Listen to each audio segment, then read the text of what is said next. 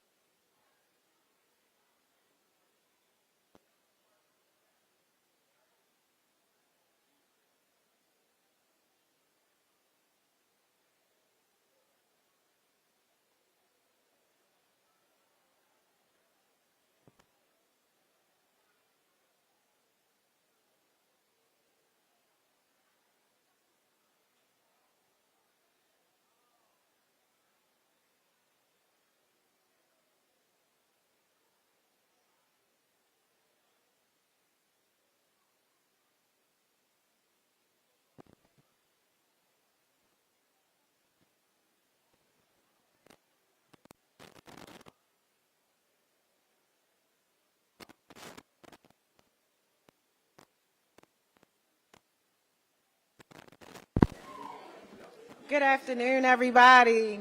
Good afternoon. Thank you for your patience as we get started. Well, hello. So I am Nicole Hart, Deputy Commissioner for Home Ownership and Housing Preservation at DHCD, Department of Housing and Community Development. So we are here today to kick off the summer food program for 2024. So we want to thank Harlem Park Recreation Center for hosting us. We appreciate your partnership. We appreciate Baltimore City Rec and Parks. Throughout the year, we meet the needs of Baltimore residents. In the summer months, they are no exception. More than 400,000 Maryland children are eligible for free or reduced price school meals. But we know that they may not have access to nutritious meals during the summer when schools are closed. The Summer Food Service Program works to close that gap. Today, we are pleased to have our Mayor, Brandon Scott, join us for this kickoff event. Our Mayor has an unrelenting commitment to the support and progress of young people. Prioritizing youth and healthy communities has been at the center of his focus and part of his operating pillars since day one. This work is guiding a more equitable Baltimore for today and the future. Please welcome our Mayor, Brandon M. Scott.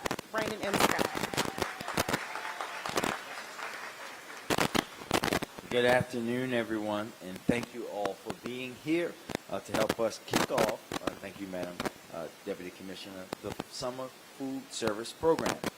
This is one of the most important and most impactful things we do every single year, which can possibly be a difference maker for our young people and their families.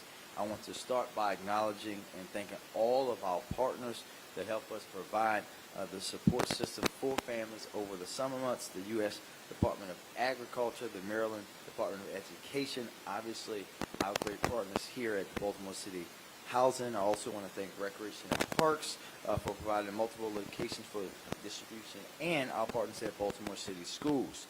And thanks to all of our partner locations throughout the city. Because of everyone's efforts, we provide summer meals at over 250 locations throughout Baltimore over the summer months. Nationally, we know that nearly 30 million children participate in the school breakfast and lunch programs, and we know that Baltimore has one of the highest percentages of its students who rely on these programs. As someone who ate breakfast and lunch and sometimes dinner at school for a very long time, I can attest to how important providing meals and quality meals to our young people and families is to each and every one of them. When school is out for the summer, we know that young people lose access to these healthy meals and can face food insecurity. The Summer Food Service Program was created to guarantee these same young people at least one nutritionally sound meal a day during their summer vacations. In Baltimore, we service about 700,000 free meals over the course of a summer. This is a vital support network, and I encourage any families in need to take advantage of this program. Our young people, the young people standing behind me, my bosses that had me in the picture booth when I first got here, are our most precious resource.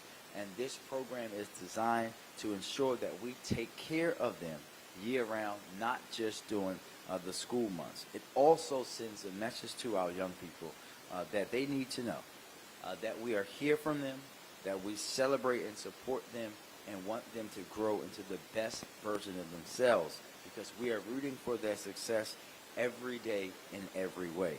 Reducing food insecurity and providing nutrition play a fundamental and vital role in a child's overall success.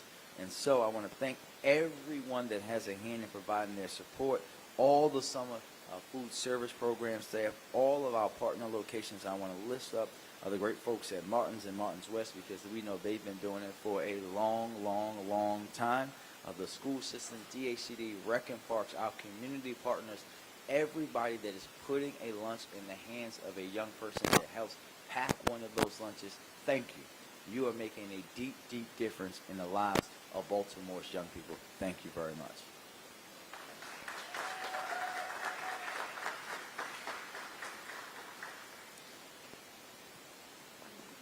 So thank you, Mayor Scott. The logistics and distribution effort necessary to support over 250 sites across the city is no small matter. Martin's West has been a long-standing partner with the city supporting this work, as was said. Please welcome Alex Tarasco, General Manager of Martin West, to the podium.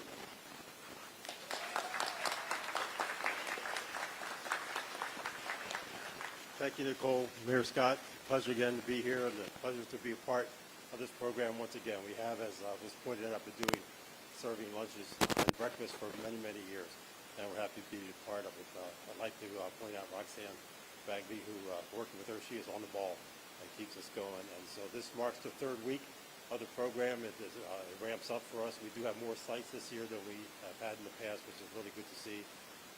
We have a great group of young people from Baltimore's Youth Works program and make it all happen. And so I invite anyone that would like to let me know, come by, you can see it in action. They're doing a great job as we look forward to a great summer. Thank you very much. Thank you all. The partner locations around the city are critical to the success of this program. Baltimore City Rec and Parks and their network of 51 recreation centers is another valued partner in the delivery of this much-needed support to the communities. Please welcome Baltimore City Rec and Parks Chief of Staff, Jasiah Smith.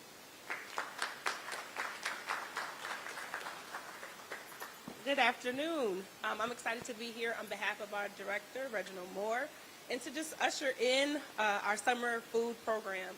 We spent a lot of time over the last several weeks talking about pools and summer camps, but none of that is possible without us being able to have partners that help us feed our young people. We know that over the summer, some of our young people experience food insecurities, and they come to us at rec centers to enjoy the summer, and we have to make sure we feed them. So we're excited to continue the partnership with HCD and our partners at Martin's West. And young people will give you feedback, and the feedback so far about food has been as good, right? We've been seeing continual improvement on the offerings, and our young people are enjoying the summer, and they're doing it in a safe space that we provide, but also with meals and nutrition that we get from our partners. So we are excited about summer, and we are open, and your kids can come to us to be safe and to be fed. Thank you.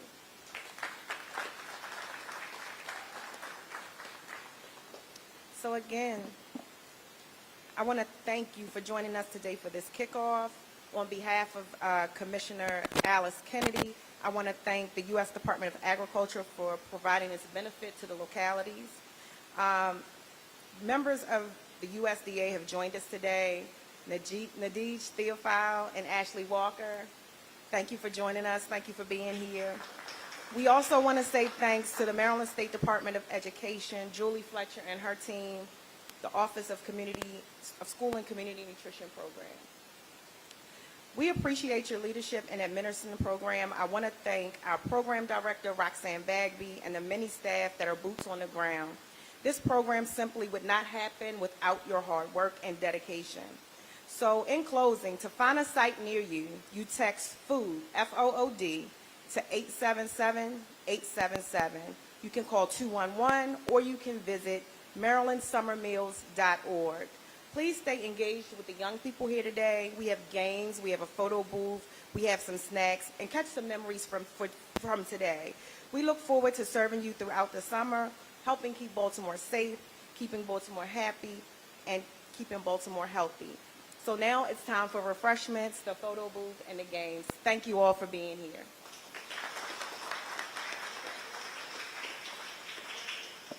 And we also have lunches for the adults, and I also have a gift from Mayor Scott from DHCD. Thank you. And then do we have questions from our partners in the media? The mic's behind you. You can use the microphone so your colleagues can capture sound.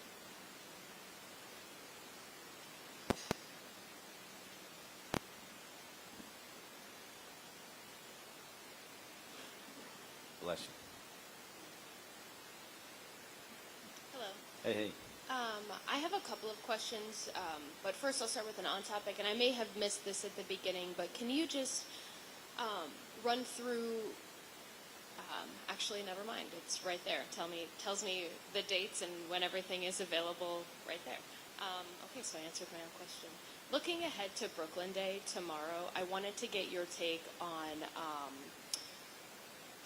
we have obtained an email from someone in the Southern Police District outlining a week or weeks long worth of events in the Brooklyn Homes community. Can you just explain how the city is going to ensure that there will be adequate security staffing, police staffing, to make sure that everyone who does attend those events will be safe? So Mackenzie, have you seen the email? So you know that these are coordinated events that are done in partnership with the community and done in partnership with all of our partners from housing, BPD, everyone, etc. And when you have those things done that right way, the right way, as happened many years, with the exception being last year, we know that folks are going to be there to work with the community. I myself will be there tomorrow, and we're going to be working with the partnership with that community, which we have done every single day following last year. So will the city ensure that there's BPD? Have you had any conversations with the commissioner to make sure that... So we know that BPD, all of our partners are going to be there. You know, I'm not going to go into detail about deployments on TV, right? We're not going to do that, because that would do the opposite of providing public safety. That actually makes it unsafe when you tell exactly everyone, including those who may want to break the law in Brooklyn or anywhere else, exactly where the police are going to be. So we're never going to do that. And then over the weekend, there was a letter dispersed among FOP members. The FOP president voiced some concern and frustration about staffing at an event on Saturday night. Do you know what happened when it came to making sure that there was adequate BPD staffing at that event? And have you had any conversations to ensure that there's pre-planned staffing conversations for other events? I think that what you saw in this action taken by the commander of that district, Major Bennett, who sent that email, is exactly what should have happened last year. When he found out that there was a potential for something, he did what did not happen last year, and he asked for help. And we know, you and I both know, if there was something significant that happened in Brooklyn, you would be asking me about that. So I'm not talking about in Brooklyn. This was Saturday at a trans pride event. The staff members were asked to stay, and I guess the FOP was upset about how that happened, in terms of there wasn't, according to them, enough time to schedule and plan officers to be there. When there's always big events, and officers sometimes get asked to stay. We know that they're compensated for that, but any further discussion with that, I'll have directly with Mr. Mancuso. Thank you. Anybody else? Good. Thank you very much.